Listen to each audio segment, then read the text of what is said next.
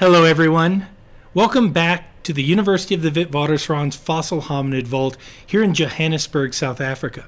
I'm Lee Berger, a professor and paleoanthropologist here at the university and an explorer at large for the National Geographic Society. Today we're going to explore an important part of understanding human origins, the context from which fossil hominids are recovered. We're going to look at them both in the southern African case, where they mostly come from caves, and we're going to look at them in the East African sense, where they mostly come from lacustrine and riverine deposits. Why is the context important? Well, without the context, we can never truly understand the age of these fossils. And the age, of course, is important for certain questions about human origins, but you may be surprised to find what questions it's not important about. But we're going to deal with that in a later lecture. First, let's explore the South African situation. In the South African context, most of our fossils, at least the important ones, come from Dolomitic Limestone caves. Now, dolomites are simply a very hard sedimentary rock made of calcium magnesium carbonate that often formed not just hundreds of millions but billions of years ago. In fact, the Dolomites where most of the fossils are found just outside of Johannesburg are between about 2.1 and 2.9 billion years in age. Now, these dolomitic limestones, because they have such a high proportion of calcium, are subject to erosion. Erosion by acidic rainwater or the actions of organisms like termites who actually eat away at the calcium carbonate that makes up the dolomitic limestones. They're also cracked and faulted in this region by ancient earthquakes, volcanic eruptions, and most interestingly, the Fort meteorite impact, which occurred about 2.1 billion years ago. All of those contributed to making fractures along plains in the Dolomites themselves, and where those fractures meet are conducive places for the formation of caves. It's within these caves that we find some of the most important fossils. So let's look at how those fossils actually form within a cave system in the Dolomites themselves. There are three primary types of fossilization that we get within these dolomitic cave systems. The first one is the most obvious. Here we have again that wonderful MLD-10 skull. You can see the hominid skull that sits within this block of breccia. And we have this Consolidated Breccia. Now, the Consolidated Breccia forms as calcium carbonate precipitates out of the dolomitic limestone.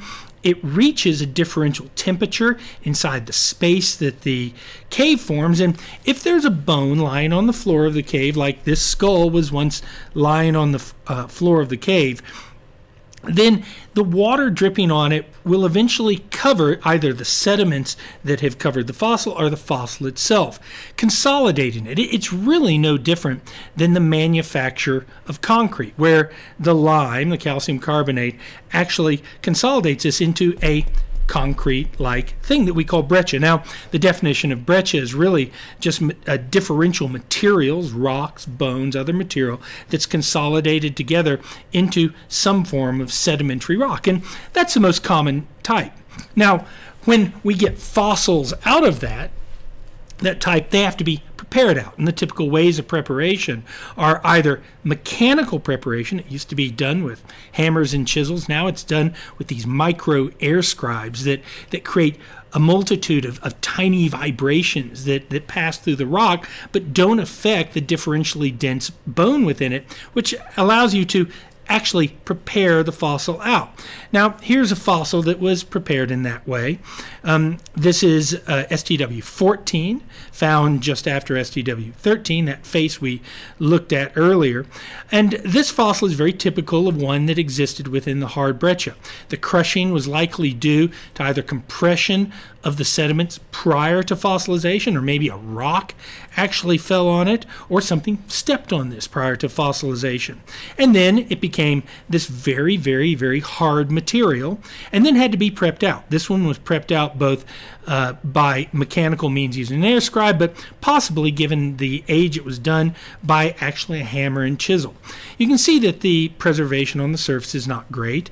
There's still staining of manganese along it.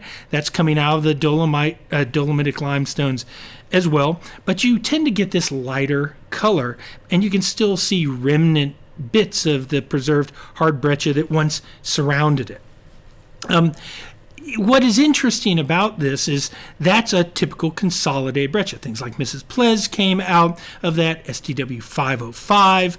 We've looked at that fossil before it came out of that. And very often, due to the sort of preparation that we're forced to do, they don't come out looking so beautifully. Another way of preparing them is with acid, although that's one that I'm not a big fan of because the acid also eats the calcium carbonate that has actually penetrated this bone originally and can leave the bone in an incredibly fragile state. So I'm not a big proponent of acid preparation. What's interesting is if that breccia is sitting around long enough, a variety of factors actually begin to interact with it. Some of those may be just the percolation of acidic water through the cave system, or if the cave becomes de-roofed in places like Gladysville or Sterkfontein, the water may get easier access and it may begin to eat away at this very hard breccia and leave you with what we call a decalcified fossil. This is an example of one. Here you can see this beautiful mandible, and this is STW 327 in exquisite condition. You can see how beautifully nature has prepared it. Now, an interesting fact is, as they are prepared out by nature, by these natural means, which are generally very, very slow, you often get a much greater amount of manganese being deposited on it, thus staining them. That's why they sometimes are darker in color when they are prepared out naturally. Another way, interestingly, that nature can prepare these is through termites. Termites appear to actually harvest the calcium carbonate that actually covers these fossils, and they're not interested in the less calcium carbonate rich bone, and they actually eat around it and prepare it out itself. When we find these like this, they tend to be very beautiful, but they tend to be fragmented apart. So you're kind of damned if you do and damned if you don't. If you find ones that are beautifully settled in hard breccia, they can often be articulated skeletons. Examples of that are the Sediba fossils, where we have beautiful articulation, beautiful preservation, or things like Littlefoot, which has undergone some post-fossilization damage, but it is still in remarkable articulated shape. Here's a really interesting comparison of this phenomena. Here we looked at STW8, this vertebral column, before in great detail. It's in near articulation. Now, it's not an exact anatomical articulation. Those are two different words, but the bones are together in close to what they would have been in their life position. So that's a vertebra of a hominid from the same site of Sterkfontein. We can take a look at the vertebra of STW 431, and the vertebra of STW 431 were decalcified by some means, and there you can see they're actually in beautiful and pristine condition. Just look at the surface anatomy. Even you can see the osteopathologies that are on the end of this vertebra, beautifully preserved. Now, so we're always left in a conundrum when we have these discoveries of, do you prepare them out manually like this, or do you leave them? And the reason we can ask that today is because we have choices. We can, of course, virtually prepare these. And certainly with the advent of micro CT scan and synchrotron level energies, we can actually prepare many of these out, leaving them in the rock, thus preserving valuable contextual information. Not always, because not all of these preserve the same and can be penetrated the same by these X-rays, but certainly a much more desirable option. The drawback of that can be that you're exposing them to very high levels of radiation, and that can have some effect on dating, and we'll talk about that in the dating paper. So those are sort of two of the ways in which fossils can be preserved in these caves. Another is a rather surprising way, and that is they can never be consolidated, like the Homo naledi. This is, of course, the hominid DH3, Dolomitic hominid 3. It's a little female. It's an absolutely exquisite specimen. And the reason I'm handling it so delicately is it appears to have never been fossilized, and thus is extremely, extremely, extremely fragile. So the preservation is absolutely beautiful, but the drawback is the fossils are extremely fragile, so much so they can literally disintegrate while you're preparing them, and you have to consolidate them in the field. Another one, to give you an idea of how beautifully that preservation can occur, is here's the maxilla of DH1, the holotype of Homo naledi, and there you can see the most beautiful preservation and beautiful condition of these fossils. So there's always pluses and minuses to the way in which these fossils are actually preserved. So how do bones get into these caves in the first place? Well, not all caves are alike. Some are very large, some have vertical entrances, some have horizontal entrances.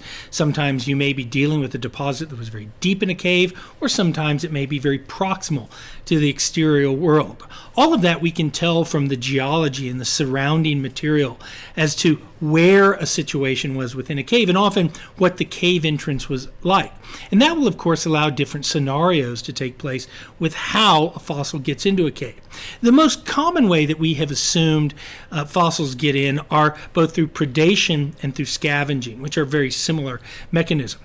In the first case, predators out on the environment make a kill, and they take the body back, or parts of the body, back to the cave, either to keep it away from scavengers or to feed their young, who they might be using the cave as a denning area. Scavengers, a very similar scenario, but done by a scavenger, which, like a hyena, goes out, finds part of a kill, brings it back to the den, either to protect it from being stolen from other scavengers or to feed its young, it using the place as a den.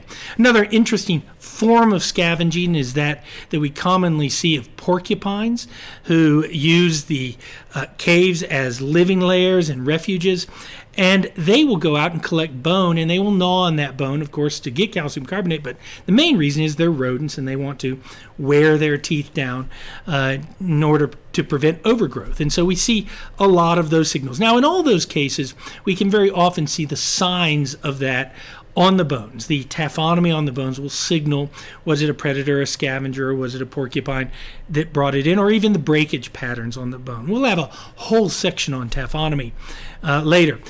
Another way is a death trap.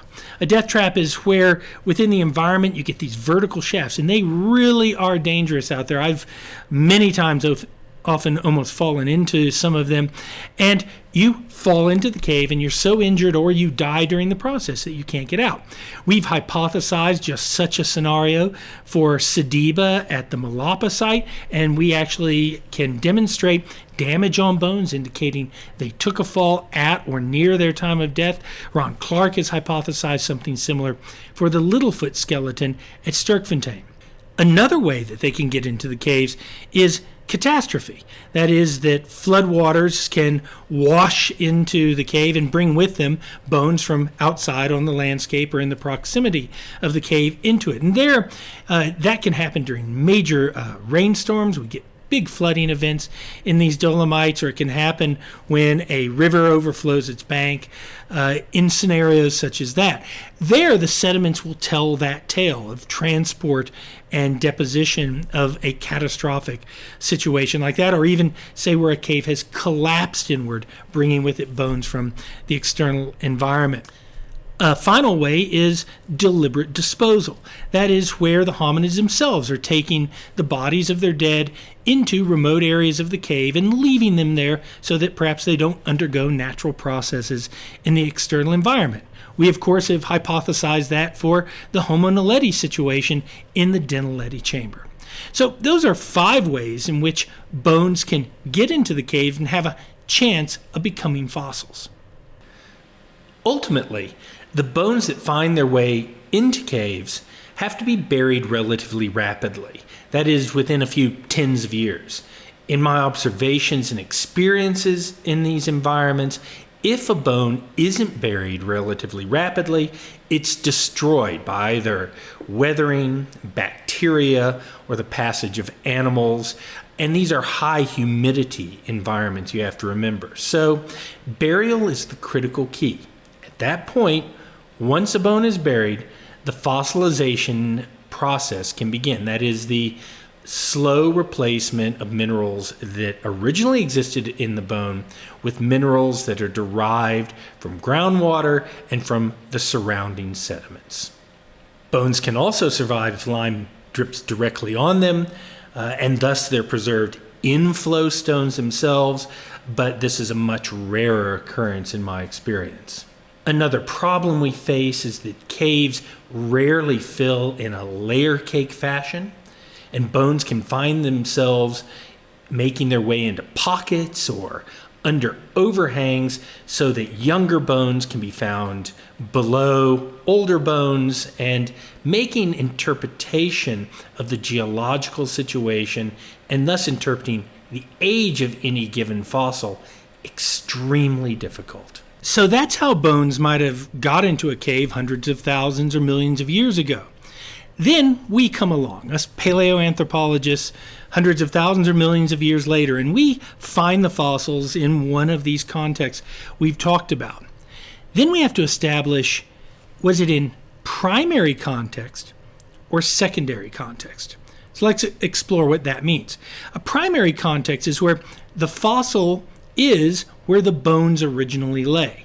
Now, when we can see articulated specimens like Sediba or like Littlefoot, where you literally could see a hand in its death position, meaning the flesh was on it as it was buried. We see that with Homo naledi in some of the situations as well. There you have a primary context. Now, the most common way to get from a primary context preservation is when it's either a death trap, where the individual had fallen to its death or got lost in the cave, and there it is in complete state effectively, or where it was deliberately disposed of. Both of those situations will leave you often with a very good primary context, as long as the various fossilization activities afterwards leave it in that situation and don't deteriorate the situation. A more difficult one, which of course comes from all the more common types of ways in which bones get into caves originally, is secondary. Now, there you have a situation where you could find broken up fossils, say on a floor. Many of these caves, you see literally hundreds of thousands or millions of fossils. It's often very hard to see whether that's as they lay when the predator or the scavenger or the catastrophe finished with them, and thus it would be a primary context, or whether those fossils existed in a primary context and were eroded out over time into a different place. Now, you can imagine how important it is to understand whether something is where it is originally or it's been redeposited in a secondary situation. Unfortunately, when the fossils are very fragmented or they're very eroded or they're in very damaged condition, like some of these you see, it can often be very, very difficult. So the best thing to do is find your fossil in a primary condition and situation so that it's beautifully articulated. Unfortunately, those situations are extremely rare, but it's critical to establish what you're looking at. Because if you want to understand the date of that fossil, you have to understand, is that where the bone began? So that's a South African situation. What happens in East Africa? Well, they have similar problems. They also have to establish whether the fossils they're finding are in primary or secondary situations. But there are additional problems that they tend to encounter that we don't encounter when we're working in caves. Most of their fossils are found as part of either ancient lake systems, and we call those lacustrine deposits, are as part of river systems, and we call those riverine deposits. And they find them on the surface. So most of their exploration isn't crawling around in caves or searching through large blocks of breccia blasted away by miners. It's walking kilometers and miles over the surface looking for the hint of a bone amongst millions of other bones. And most of what they find has gone through a wide variety of processes that have made them extremely rare. And so they often just find tiny fragments, just a bit or a piece. Here are some fossils that come from the 333 site in Ethiopia. That's one of the most remarkable sites ever found because there are multiple individuals in one area. That's not normally the case. Most of the time what happens is they're walking along and they find a single fossil. Why it's there, we don't know, and they have to decide and establish through science and geology, is it in a primary or secondary deposit before they can even consider whether they can age it. And so much of the fossil record is based on this. When we look at remarkable fossils like this one, this is of course the OH5 fossil, you think, my gosh, they found a skull. Well, not really. What they found were these green parts in this case, and the red parts were missing, and they were literally just fragments initially. They were pieces of bone that were found during an excavation, first on the surface, then during an excavation, and they had to be put back together in the semblance of a skull. And you can imagine how sometimes it's hard to understand what is associated with what. Even the very finest fossils found in that situation are unlikely to have survived intact, although that does occur in some cases. There have been recent discoveries that are quite spectacular in that, but most of them are broken up. Here's a beautiful femur from Kubi 4, and you can see where the original breaks were as it was found on the surface and put back together. Ultimately, just like in the South African cave situation, a bone that is going to become a fossil on the East African landscape has to be buried relatively, extremely rapidly. Otherwise, it gets destroyed by natural weathering, further scavenging by animals, being trampled, or any number of ways that a bone will be destroyed if left on the surface. Only then can the process of mineralization occur through groundwater penetration of the bone, as well as the accumulation of minerals from surrounding sediments. Often, the East African fossil deposition situation is explained extremely simplistically, like a layer cake where older layers sit underneath younger layers all the way forward through time. But we have to be extremely careful, just like in the South African situation, because often older deposits can erode into younger deposits. Likewise, younger deposits can be transported downhill into older deposits, thus mixing fossils together. So again, the taphonomy and geology of every fossil is critical, particularly when you're picking up fossils off the surface. Can't just assume that the fossil is the age of the underlying sediments without careful excavation. Well, I hope you've enjoyed that very brief introduction to the context of the fossils, both here in Southern Africa and East Africa, and some of the challenges that we face due to the context in which we make these discoveries. We'll talk more about the implication of those challenges and these contexts in the next lecture, where I'm going to talk about the dating of these fossils and what that means, both the problems with dating, but also what it means for understanding human evolution. And you might be surprised in that lecture where dates matter and where I don't think they matter that much. For now, that's all from the University of the Witwatersrand Fossil Vault here in Johannesburg, South Africa. I'm Lee Berger. You can, of course, follow me on Twitter at @LeeRBerger or on Facebook, Prof. Lee Berger. For now, goodbye from Johannesburg. Be safe out there. Keep washing those hands.